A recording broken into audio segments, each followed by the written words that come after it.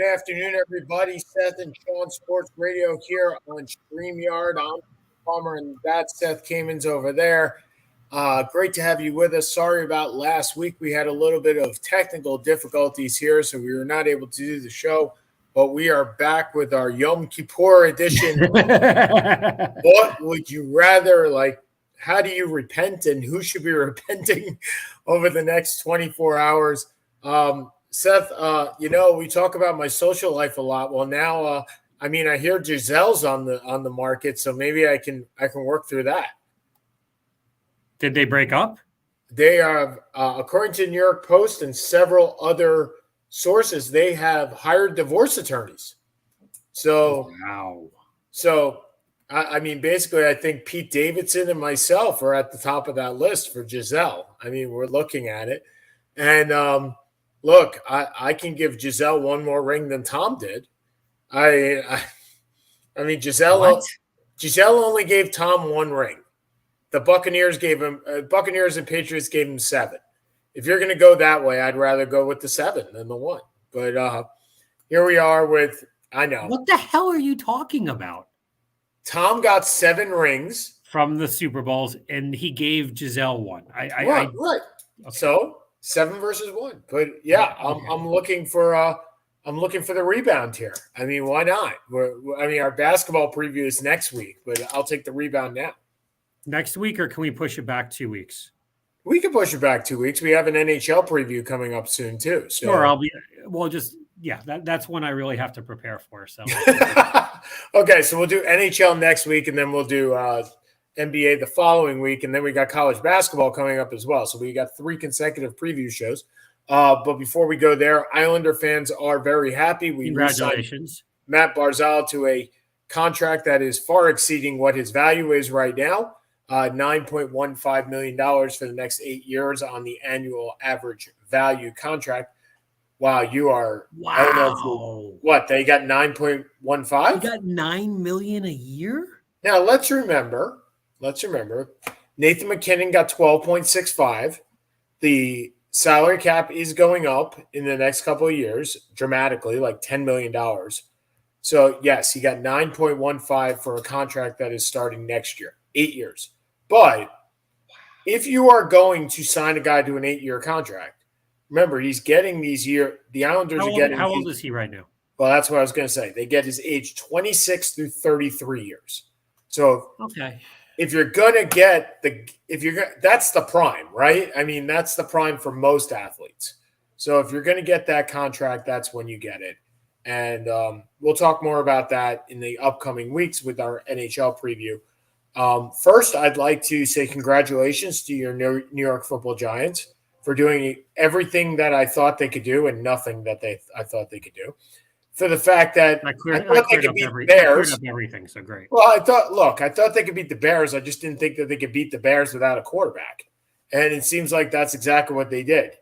I've never seen a team. There are 2 things I saw this week that I never thought I'd see. A NFL team down to 0 quarterbacks ever. I don't think I've ever seen a running back literally take a handoff or literally take a snap, and I did that. And look, if Jones wasn't able to come back, Saquon was going to be your quarterback, which I think would have been the funniest thing of all time. Right. And then, for all intents and purposes, it didn't make a difference. It wasn't as if Daniel could do anything. He couldn't throw. He couldn't move. No, I would have been actually more entertained if that was in the 3rd quarter, not the 4th quarter. Agreed. And then I saw Syracuse play Wagner, and I've never seen this before. And I found the rule. They actually lowered the time on the 3rd and 4th quarter in the second half.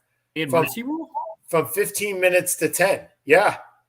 How is that possible? So in the NCAA rulebook, because of course I needed to look this up when I saw this, if the 2 head coaches and the head referee all agree, they can lower the amount of time per quarter.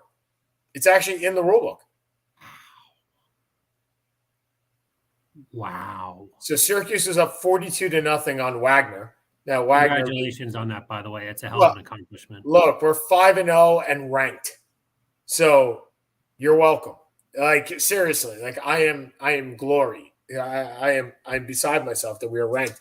And not only are we ranked this week, we will absolutely be ranked next week. You know why? Because you're not playing anybody. Right, we got a bye. So we beat the bye. So there's no way we're going to get jumped if we're 22 to some other team. So we'll probably be, I would say it's likely that we will be ranked next week.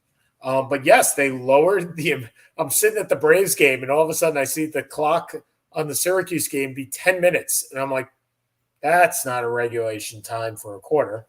And then I went looking in the rule book, and there is actually a mercy rule in the rule book. I did not realize that. I've never seen it instituted in any game.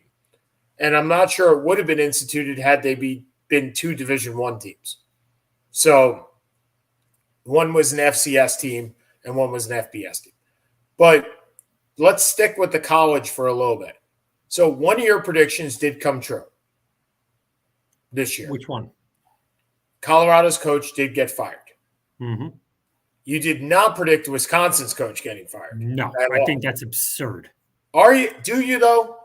So, I think the only reason they did it, I think they've been a top 10 team for the last 20 years. They're a 9 to 10 win team every year. Yes. The only reason I can see to do it was eventually their defensive coordinator, Jim Leonhard, who is a safety for the Ravens for God knows how many years. And for the Jets. Yeah, but nobody remembers him on the Jets. By the way, his name is Jim Leonhard, not Leonhard. Why did I say Leonhard? Yeah, that's weird. I don't know. He is one of the biggest coaching prospects out there. And probably if this didn't happen, and he's turned down overtures to be a head coach previously, but Nebraska may have been a fit, may have been a pretty good fit.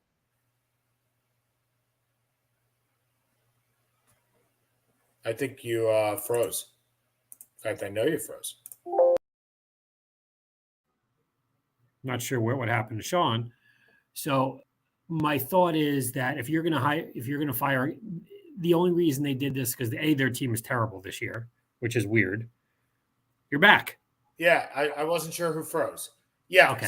So yeah, their team is terrible. Look, he's been on the staff. But they've won 9 games like 14 years in a row.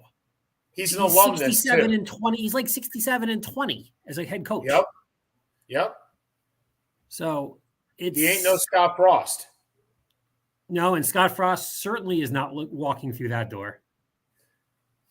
No, and I agree. So you think Paul Christ is going to wind up somewhere else? If he wants to be. He's a Wisconsin guy. He got an $11 million buyout. Yep. He may be good. Yeah. But no, I mean, look, the only reason I could see this happening is Wisconsin is known for their running game, right? They've always been known for their running game. Last week, their running game was atrocious. I mean, they only had 2 yards on the ground. Ron Dane's not walking through that door? Ron Dane, Jonathan Taylor. I mean, you're surprised I knew Jonathan Taylor went to Wisconsin. I'm surprised you know anything regarding college football. Oh, thanks. I appreciate that. No problem. But so Jim Leonhard obviously is going to be he's the interim coach and probably the favorite to take that job. Yes. Right? Okay, so let's go over to some of the other coaching vacancies that are now there. Is Arizona State, Nebraska, which is the better job? Colorado, Arizona State, or Nebraska? Nebraska? What's Arizona the better? State. Why? Because Arizona State seems to me to be a horrible job. Why is it the best of the three? Nebraska's a horrible job because it's in the Big Ten. I would think that would make it a great job. No, but what it makes you is you have no right. Pretty much, it's going to be very difficult to ever win there in the Big Ten. You're not recruiting. You have no real recruiting base anymore, like the good old days. The expectations are through the roof. Because look, they fired Bo Pelini after I think it was 4 years of 9 wins. 8-3, 9-4. Yeah. So your expectations are extraordinarily high, and the ability to fulfill them is probably pretty low at this point. Especially because I believe the Big Ten is getting rid of their divisions, So you're not going to get to avoid Michigan and Ohio State and Penn State every year anymore. Right. Or not avoid, but avoid them more than you would do the teams in your divisions. So I think that's a really difficult job. Colorado doesn't care about sports. That's just the reality of it. They have a beautiful campus. It's a good school. It's just not a college sports town. And no one has been able to build anything there. You had 1 year under Mike McIntyre where they won the Pac-10. You had nothing prior to, except, for about 10 years before that. And then you had I think it was Bill McCartney won a championship in 91 before he went literally batshit crazy. You can look it up. It's a pretty interesting story. So right now there are 5 coaching vacancies. You tell me top 1 through 5 from best to worst. Nebraska, Arizona, Georgia Tech. Who's the 5th? Nebraska, Arizona State, Georgia Tech, Colorado, Wisconsin. 5. Okay. Wisconsin is 1. Okay. Wisconsin is also the most likely to keep their coach. Yes. Okay. So to me, Wisconsin, there's Leonard's is the obvious call. The other 2 names that are going to be thrown out there are Matt Campbell, who we've heard about forever out of Iowa State. But I think this will be the year that he goes somewhere. There's Midwestern schools available. He's probably peaked what he can do in Ames, so it makes sense.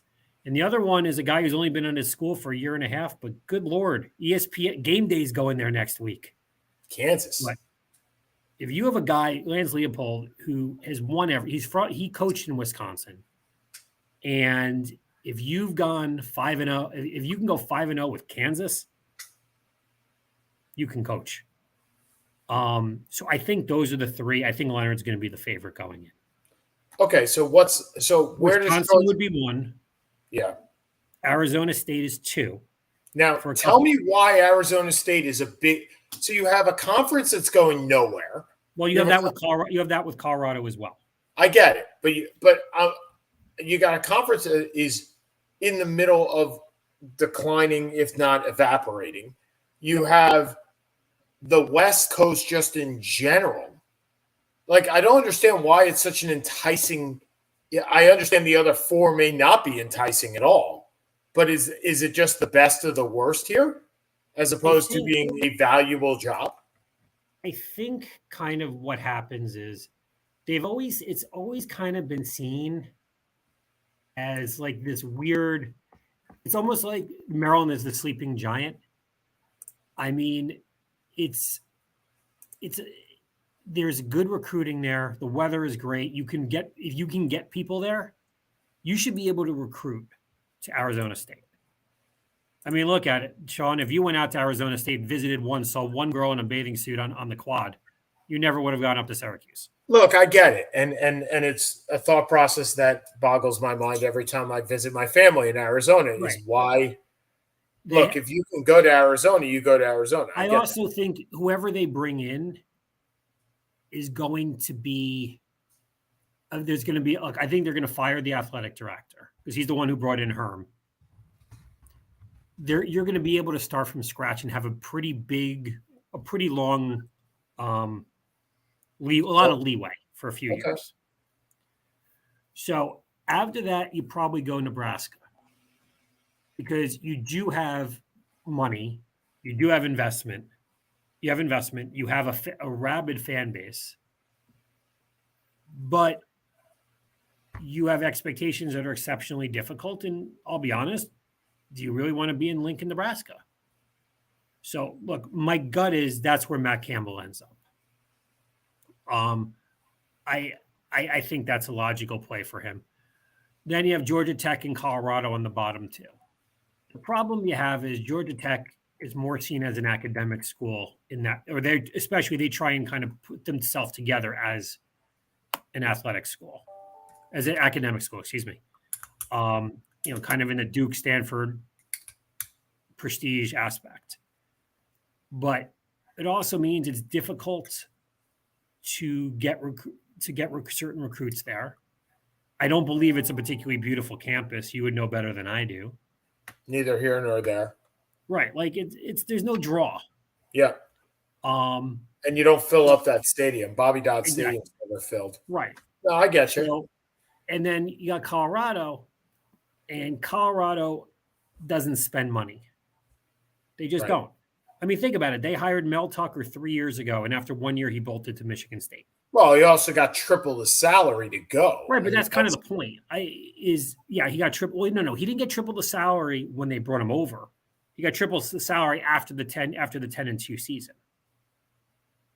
So I thought maybe he doubled his salary. I mean, he was making 3.6. He was making 3.6 in Colorado. I don't remember. No, he wasn't making $7 million in Michigan State and then got a raise the year later. Yeah, I think he. No, he signed a 9-year, $90 million deal, but he wasn't making $7 million the first year he was over there. All right, hold on a second. So that's what he originally did. I'm trying to find what he originally made. Yeah, okay, I'll find this out. But anyway, hold on. So let's look. Michigan State, Colorado contract. So how much do you think he made? At Colorado or at Michigan State? Colorado. Oh, here it is. So his original contract in Michigan was $5.5 million. That's what I would have guessed. I would have said he made about $5 million. Which is more than double what he made in Colorado. Colorado spends less on their athletic. They're ranked last in athletic spending in Power 5. Yeah. So his base salary was $2.675. Yep. In Colorado. Okay, so all right. So now that we've done that, tell me. So we're looking at we're 5 games into the NCAA season. I'm not surprised that Alabama's 1. I'm not surprised Georgia's 2. I'm not surprised Ohio State's 3, or Michigan's 4, or Clemson's 5. Number 6. Glad you could clear that up. Well, but number 6, who has the inside track really to making a bowl game, making the playoff, is a surprise to both you and myself, as you believe that this was year 1 of a. I still don't think they're going to go to. I don't think they're going to go to the BCS. So, you think Southern Cal is going to get tripped up somewhere? Yeah. By a Notre Dame, by a Stanford, something along those lines. Well, not by Stanford. Stanford's falling apart, but by an Oregon, excuse me. They should have lost to Oregon State. Yeah, I see it happening. Look, if they can go 12-0, they have a great coach. They have a great quarterback. And look, if they go 12-0, they're in the playoff. Of course. Right? I mean, the only team that could go 12-0 and not be in the playoff is probably Clemson. Because Clemson would probably still go to the playoff at 12-0. So, all right. So if you have Alabama, yeah, I guess you would. Yeah, I mean, 2 SEC teams at the top and 2 Big Ten teams at the top. Okay, Michigan. First of all, Michigan is not going to the BCS. Is not going to the playoff. Considering Maryland gave them a serious run, they're not going to the playoff. Okay, they're not beating Ohio State. And if you tell me that you have if you have an undefeated Clemson, an undefeated USC, and a 1-loss SEC team, the SEC team is screwed. You're not going to have 4 undefeated teams, though. So I'm not really. Well, let me ask you this: if you have an undefeated ACC team, an undefeated Pac-10 team, and an undefeated Big 12 team, because all 3 can happen. Because Oklahoma State is 7 at 4-0. And the Big 12 ain't what the Big 12 used to be. I mean, you don't fear Texas, right? You might fear Oklahoma.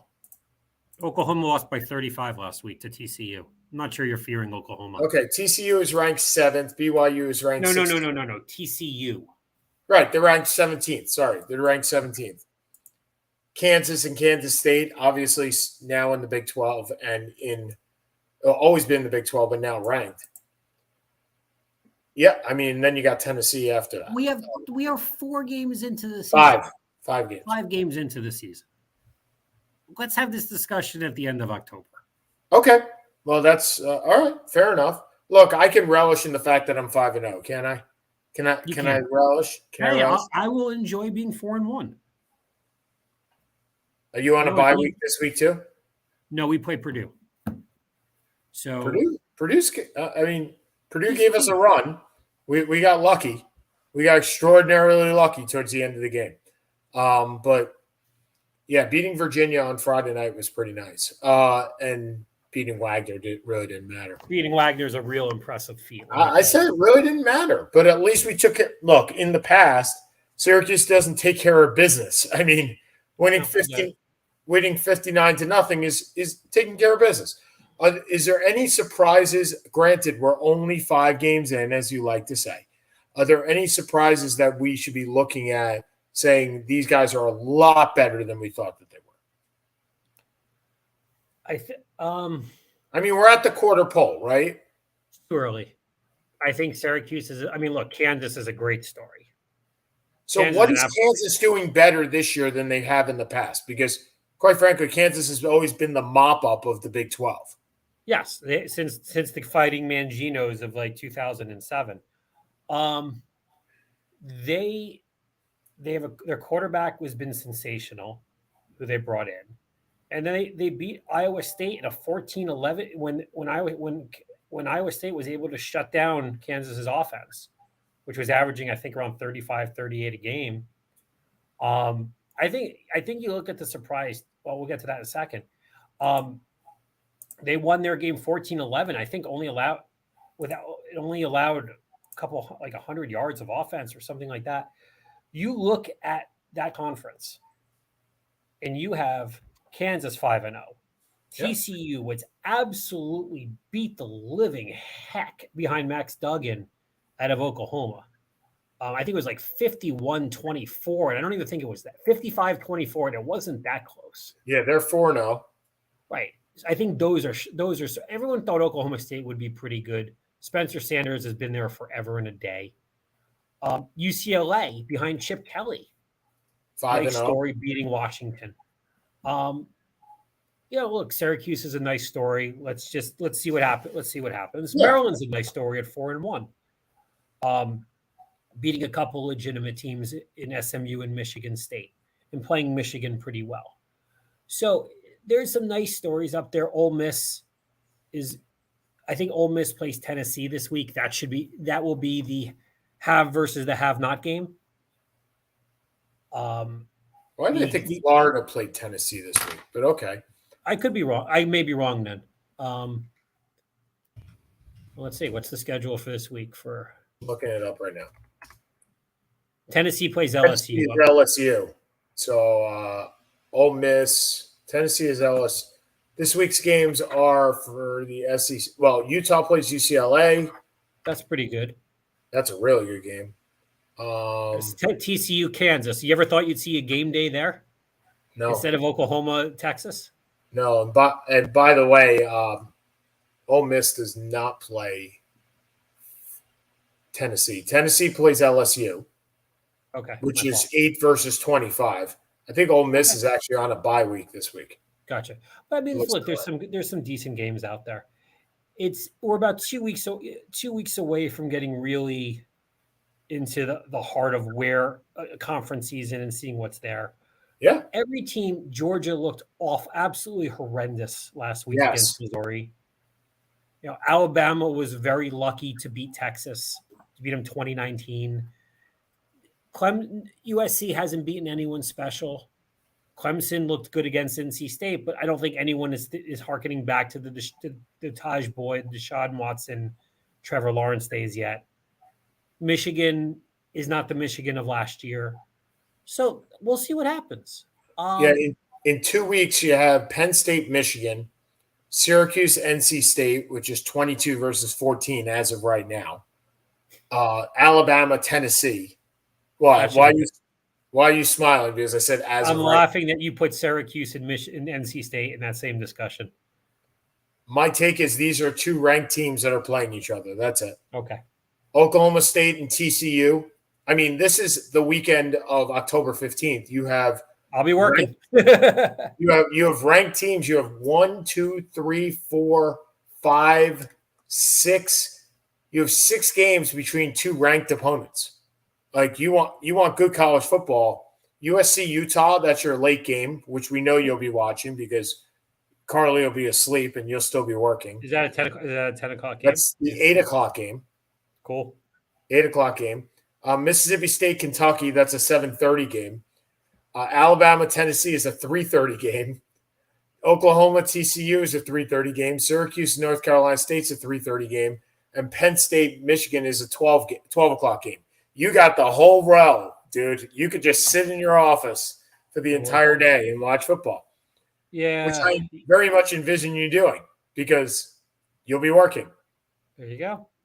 Working it is. Working. Congratulations on 2-2, my friend.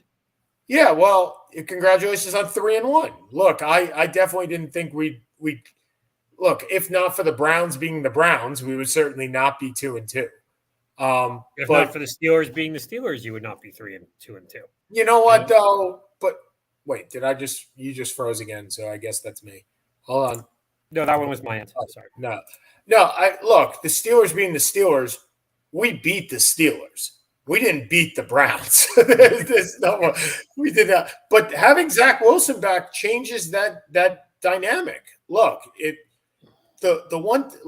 I like Joe Flacco. I like having him as a backup. But yeah, bring out the ball. But the fact is, Joe Flacco may be the most immobile quarterback since Vinny Testaverde. So it is who we also had at the time.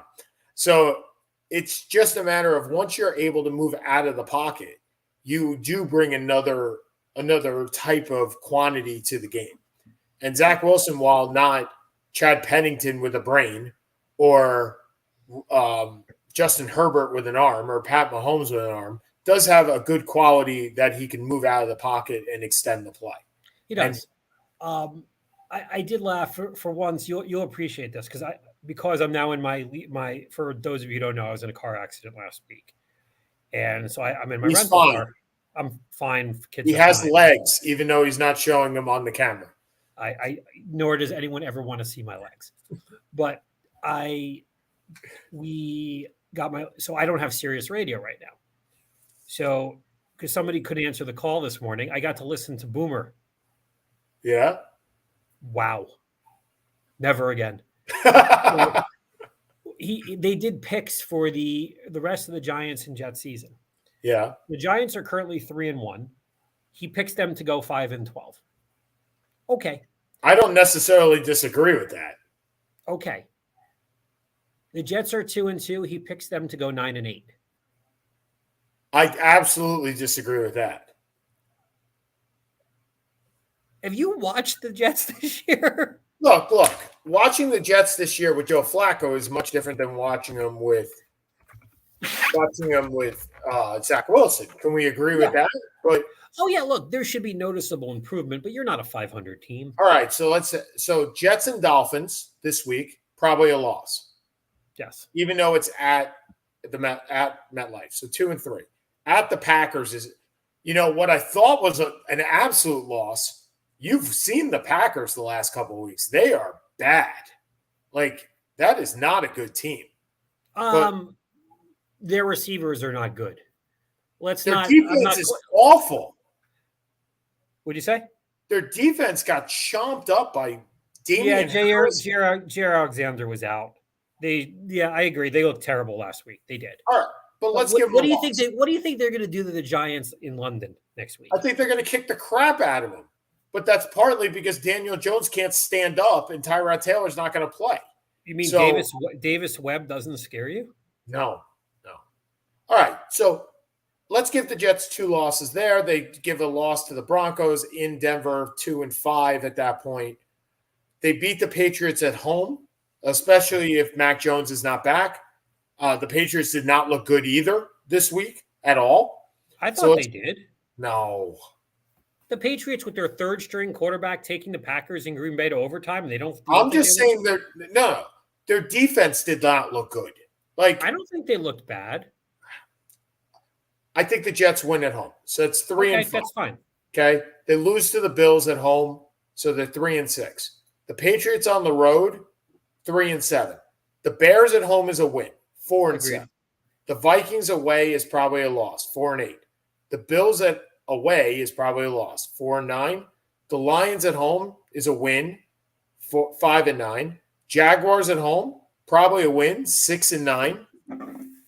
The Seahawks in Seattle, I don't know. You know where I see this going? I see you going absolutely berserk over this, because this is what happens to you every year. You're completely out of the running and everything, and you're going to get 3 meaningless wins in late November, early December, and all it's going to do is screw up your draft pick. Well, that's true. But that's true. But if you told me I was going to be, let's say 8-9 as opposed to 5-12, I'd take the 8-9 this year. And there's a reason why I would take the 8-9 this year, because it means that the Jets are not drafting a quarterback. At true. 5-12, they might have to draft a quarterback, because that meant they went 3-10 in the last 13 games. But if they go 5-8 or 6-7 in the last 13 games, Seth, I don't think they're drafting a quarterback. They're not drafting. The Jets took the quarterback 2 years ago. They're not drafting a quarterback no matter what. You really think if they go the next 13 games and go 3-10 with Zach Wilson there? No. You don't think they're drafting a quarterback? No. Okay. I think there's a discussion. No, I don't think they're going quarterback. Okay. I think they go for best available. And it's a quarterback after 2 years is difficult. I agree. By the way, for Mike T, who's watching and texted, Jets suck. That is a fair. Thank you so much for your insight today. That's what I'll say to you, Mike. To be fair, the fair part is his team is the only undefeated team left in the NFL. But let's be honest, Philadelphia is Philadelphia, man. They have a what do we got? We have one title with Utley and Thomas.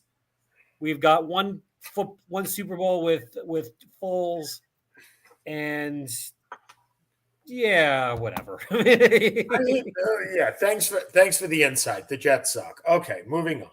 The Jets are 2-2. I'll relish in 2-2 right Enjoy. now. Bask in your mediocrity, my friend. Look. If we can beat Miami this week and go 3-2, and granted, beating Miami is a hard sell. I don't say it's not. With a backup quarterback at home? Meh. Right. It's possible. It's definitely possible. I'm saying it's not that hard of a sell. Well, but Bridgewater is one of the better backup quarterbacks, right? I mean, he's a good game manager, but these receivers are not meant for game managing. But did you see Tua last week? I mean, the one thing that was the knock against Tua is the thing that really was killing the Dolphins.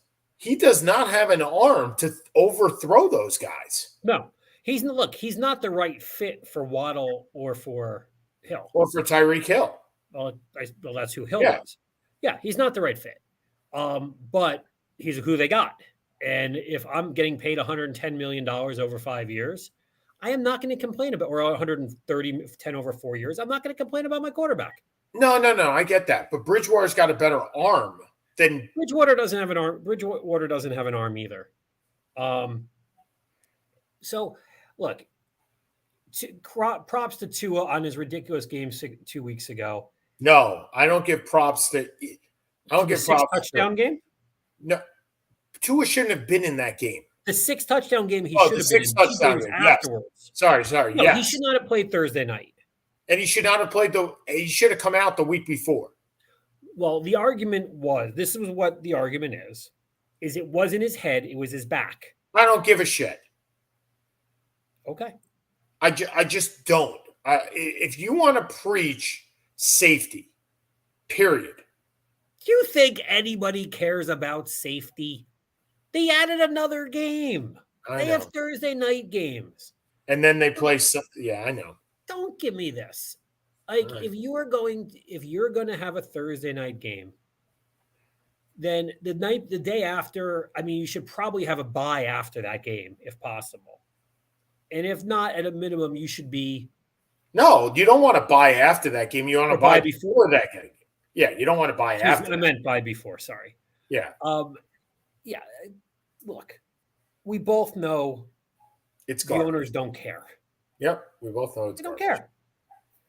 They don't care about anything. Look, if they cared, Daniel Snyder wouldn't own a team. But one has nothing to do with the other. No, I'm saying in general about anything other than a bottom line. Right, I'm not talking strictly about the concussion aspect. Yeah, we can't confuse the two. Understood. But I'm talking strictly as the bottom line. If they cared about anything other than the financial aspect, you would not have a Thursday night game. And don't get me wrong, I really enjoy having a Thursday night game. But I lived without it for many years. I'm sure I could survive somehow. Your wife would be ecstatic. Hysterical, right? She'd be ecstatic without a Thursday night game. Hey, that's why YouTube TV has been the savior of my marriage. But here's the thing: I should be getting paid by YouTube TV simply for that comment alone. So I sit and watch football on my computer. She watches what she's watching on the TV. We're good. So you and I have talked over the years about the thing that will change the NFL. Carson Palmer has said it on record that he believes that will happen. And by that happening, we believe that there will be a death in the NFL on the field at some point. Yes. And there has never been that. There have obviously been concussions. There have been long-term severity problems. There have been paralysis. Mike Utley, Jack Tatum hit somebody. I don't remember the guy's name. Grimley. Oh, Christ. Darryl Grimley? Darryl Sharp? Forget. Damn it. Stingley, right. There's certainly been paralysis on the field. I got to tell you that Tua hit the other day did not look very bad at all. What he took on Thursday night was not a bad hit. Oh, I thought, no, the one the week before wasn't. The one the week before was much worse. Oh, I didn't think so. I thought the one Thursday night was worse. No, I thought when he came up on 2 weeks ago and couldn't even see straight. And they well, I think from what I'm saying from watching the hit, I'm not saying the result of it. Okay. But no, look, I've said this for 10 years that I thought this was inevitable. You have guys who are 6'5", 240 who run 4.4s and hitting people at full speed. And you've changed the game, right? You've changed the game. You've changed the size of the players. You've changed the amount of padding that the players have. You've changed everything about the game except for one thing, how big the field is. So the field, when you have bigger players, and look, an offensive lineman 30 years ago, remember Aaron Gibson was the biggest offensive lineman in history, right? When he was 6'4" and 380 pounds, right? Yep. And he was the biggest one by 40 pounds, 50 pounds. Now you get a guy. Now it's normal to have 320-pound linemen. It's normal to have 320-pound defensive linemen. It used to be that the refrigerator was the biggest guy, right? The refrigerator touched the scales at 302. I remember seeing that, and that was like, whoa, he's 302 pounds. 302 is like a drop in the bucket now. Yeah, for some of these guys. It's a small nose tackle. Who's not named Aaron Donald, but yes.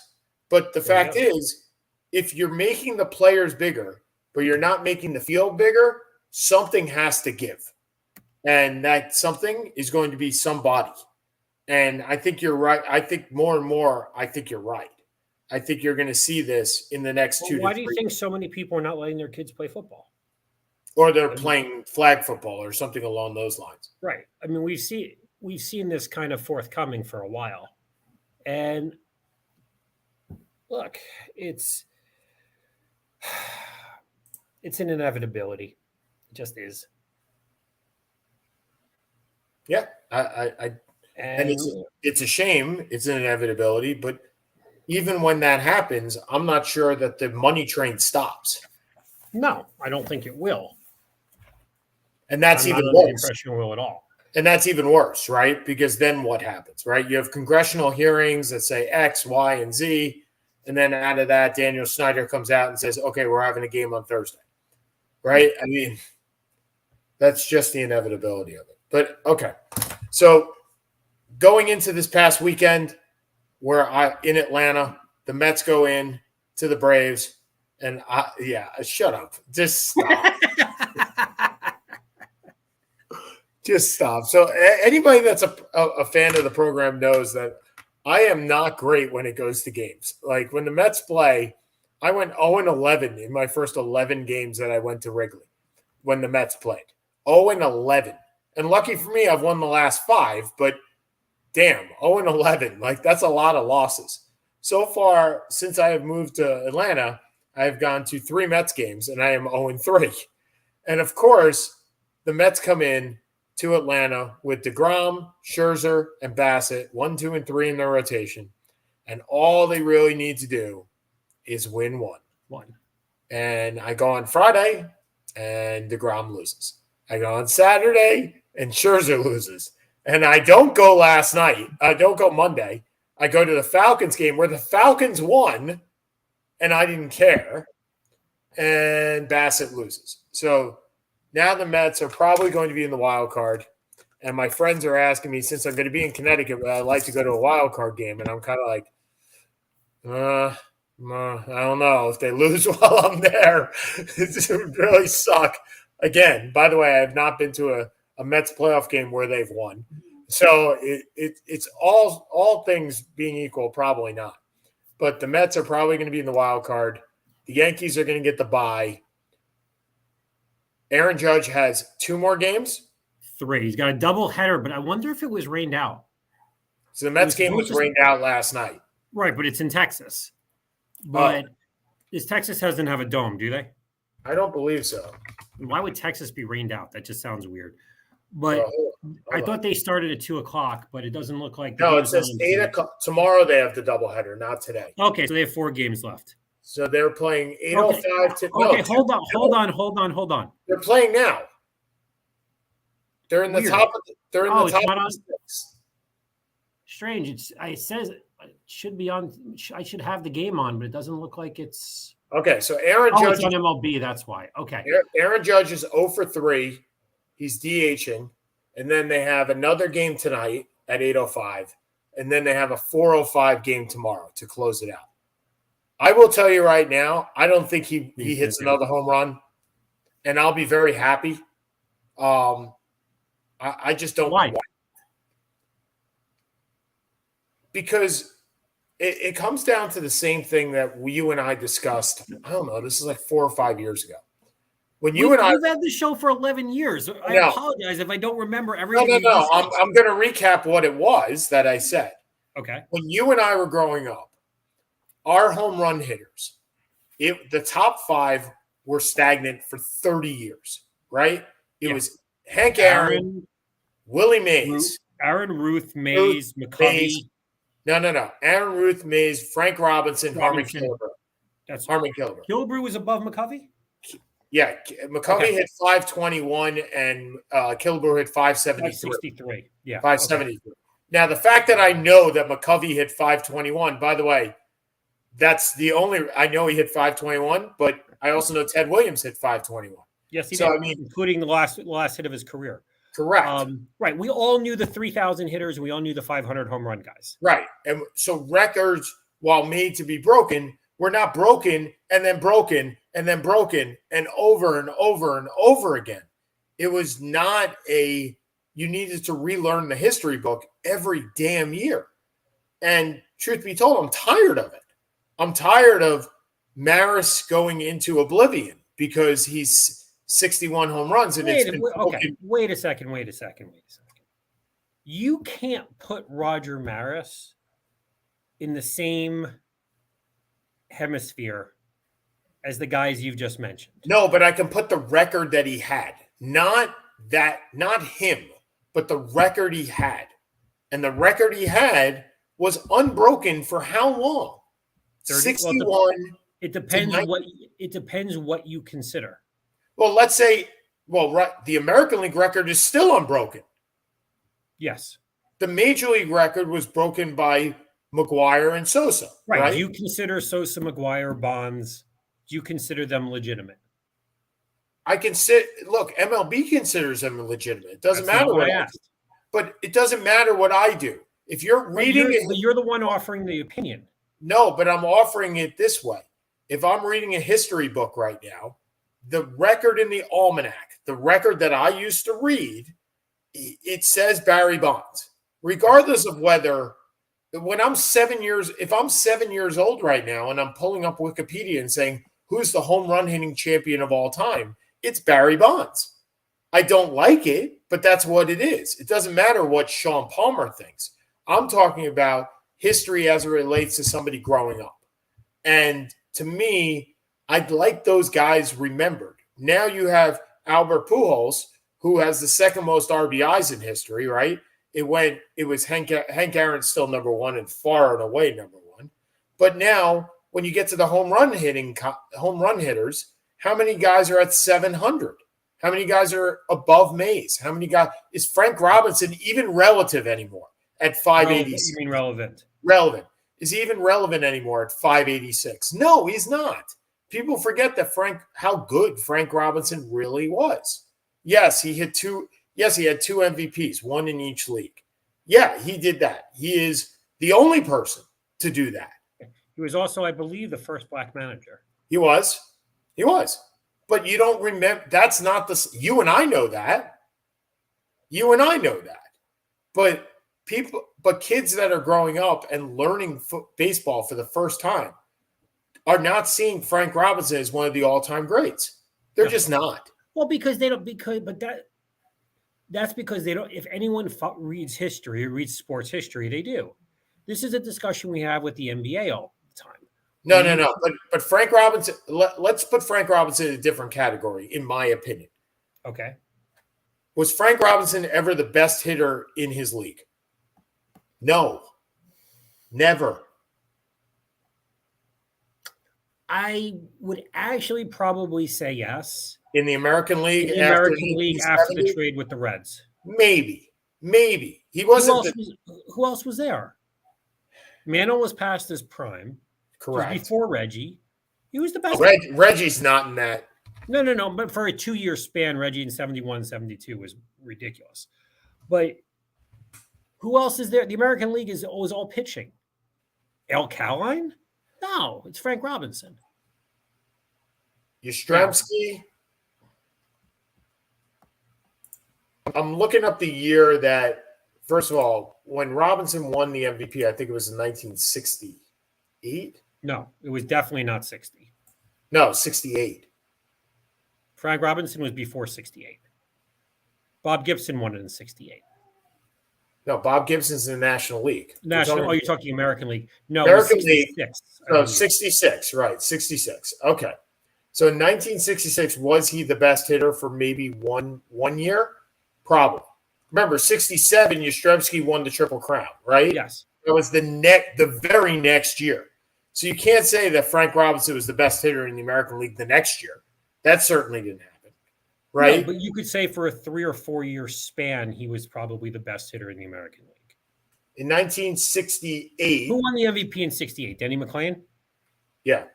So 68, the best WAR player, if we're using WAR, Yastrzemski was 10.5 and Robinson was 8.4. Okay.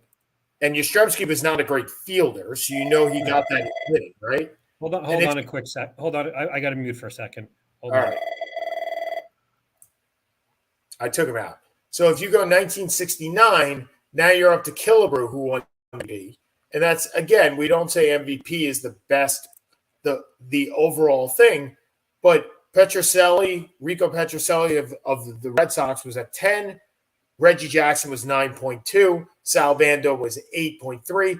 And Frank Robinson was 7.5. So if you want to make the case that Frank Robinson was the best player in the American League for 1 year, I'm fine with that. Maybe. Even in his home run, even in his MVP, and we'll bring Seth back on. By the way, even in his MVP year, Frank Robinson did not post a 10 WAR, which is what Yastrzemski did. He posted a 7.7, and Oliva posted a 6.4 and won the batting title. I mean, I can't if you want to make the case that for 1 year, Frank Thomas was the best player in the American League, sure. But the year before, I had to cut out for 1965, which I believe was his first year, his WAR was 4.5. He wasn't even in the top 5. Jim Fregosi was a better player. And again, not saying that, but my point is, you forget Frank Robinson because he played at a time with Willie Mays and Hank Aaron. And that is a that is a problem to the legacy of Frank Robinson and how good he really was. Oh, I look at it a little differently. Yes, you do forget because also I don't think there's as many because baseball is relatively irrelevant or increasingly irrelevant, especially the history of it. For people like us who grew up with it in the 80s and we followed it the 50s and 60s and read about it all the time, it was a little different. I agree with that. But I'm not looking for the singular. If you say the best player of the mid to late 60s in the American League, I'm saying Yastrzemski. I'm saying Yastrzemski. But you could say either of them. Correct. Or you could say the 3 best players, he's one of them. Correct. I mean, but I don't think people know that. Based on that, on your point, Hank Aaron should never be in these discussions because Hank Aaron was never better than Willie Mays. But Hank Aaron had a record that's why we started this with why I didn't want Judge to beat Maris's record. I also didn't want Barry Bonds beating Hank Aaron's record. Like, I believe that when records are broken, look, you and I have discussed this with relation to Kareem Abdul-Jabbar. I have a different, see, to me, there's a little bit of a different. Hank Aaron is an all-time great. Barry Bonds is an all-time great, but obviously there's an extraordinary amount of controversy that has gone with Barry Bonds. Yep. Roger Maris is not an all-time great. But do you hold on? But do you think? No. Let me. But Aaron Judge, to the best of my knowledge, no one has ever. There's never been one iota of accusal. No. I don't on Aaron Judge. Judge. I don't. So to me, I have much in forgetting even Yankee versus Yankee, which is nice for as a Yankee fan, but I don't see the conflict here. I see the conflict when you're replacing Babe Ruth, or you're replacing Hank Aaron, or you're replacing whatever it is. That's different. Lou Gehrig when Ripken broke it. I see that because those are all-time great pantheon of the top tier. Roger Maris has not had 3 great years in several good years. Yeah, agreed. Look, so I see your point. I do. Look, you and I have had this discussion, and I'll relate Hank Aaron to Kareem Abdul-Jabbar because I think they are in the discussion of what we're doing. I think they are the same because Hank Aaron never had those singular years, right? He wasn't like you just said, he wasn't the greatest player in any year. He was. But Willie Kareem Mays was. What's that? No, Kareem won 6 MVPs. No. Kareem was. I said Hank Aaron wasn't. Well, you just compared Hank Aaron to Kareem. No. I'm comparing the records at the end. Okay. I believe that if and when LeBron James breaks Kareem's record, the amount of times Kareem is used in any given year, or even in the historical context, will lessen because the greatest number of points is Kareem's singular greatest achievement. And it will not be his singular greatest achievement because guess what? He won't own it. No. It's his most famous achievement. Okay, that's what his greatest achievement is winning 6 MVPs. Fine, I meant his most famous achievement. You're right. Yes. But and Hank Aaron's most famous achievement, right, is the 755, and that's gone by the wayside. And I think that you're right because of the controversy. People, certainly in Atlanta, know Hank Aaron, no question about it. But I think over time, you're going to have more. And look, Aaron Judge is hitting 60 home runs, like 60. Like he's already 1/14th of the way to Hank Aaron in 1 year. Like, not to say he'll keep doing it, and he's 30 years old, so there's that too. But I like the old records to stay the old records because, quite frankly, you forget the players. And maybe that's just me being a get off my lawn, and I'm okay with that. I really am. All right. We got 5 minutes left. So let me go through my epitaph of this week, where I'm sorry to all Mets fans, where I showed up for 2 games and they lost. But I got to tell you guys, I made the prediction, and we'll talk more predictions next week about Major League Baseball. But the Mets are not making the World Series. They're certainly not winning the World Series. Every team has injuries. The Mets had Starling Marte with a broken finger, which I really think hampers this lineup. I think it was actually this finger, but that's fine. No, not this finger, this finger. But it doesn't matter. I just don't see them winning anything without Marte in the lineup to extend the lineup. And it's a shame because it's a great season, but maybe we peaked just a bit too early. On the bright side, you were invited by Mike T to Game 1 against the Phillies. They're not playing the Phillies. Well, that's what he invited you to, though. So if they somehow end up playing, are the Phillies even making? They're made the playoffs. They're the last. Yeah, they made the playoffs. So Mike T, did I get invited with a ticket or did I just get invited? Tell him I will take him to Game 1 against the Phils. So no, that may be in New York. So hey, you guys got a place to crash? There we go. All right. I have tequila. For those that are fasting tonight, I wish you have an easy fast, and that is the reason we're not on for Wednesday, because we must atone for all of our sins, of which I have very, very few. Anyway.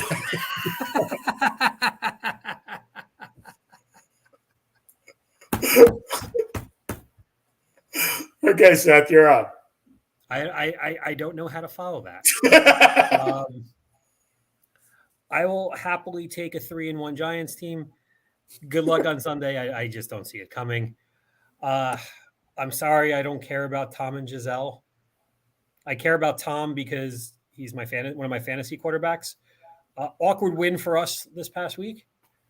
I did have the dream week of 5-0 and the Giants and Jets winning, which means I will go 0-5 this upcoming week because that's how the world works. Not too much else to throw at. Good to see Kawhi Leonard back playing. Good to see Ben Simmons playing. Although I can't, the idea of listening to people talk about and good on Kareem for his comments on Kyrie Irving. Absolutely. Loved it. So Kareem and Hank Aaron, ironically, may be better known down the line for the cultural impact that they've had, which has been Bill Russell certainly is. Yeah. So yeah. So good for him. Yeah. All right. And for Seth Kamens, this is Sean Palmer. We'll be back next week on Wednesday at 5:00. We're going to try and set up an actual normal schedule going forward as I start my job in 2 weeks. And this is good stuff. And so from Atlanta and from Wayne, we wish you guys very Wayne. You're in Wayne. Oh, not Wayne. Sorry. Well, I don't know where your office is. I haven't lived in Wayne since 1990. No, where's your office? I thought your office was Livingston. Okay, from Livingston, New Jersey, from Atlanta, Georgia. We wish you guys a very easy fast, and we'll see you guys next week. Have a good one, everybody.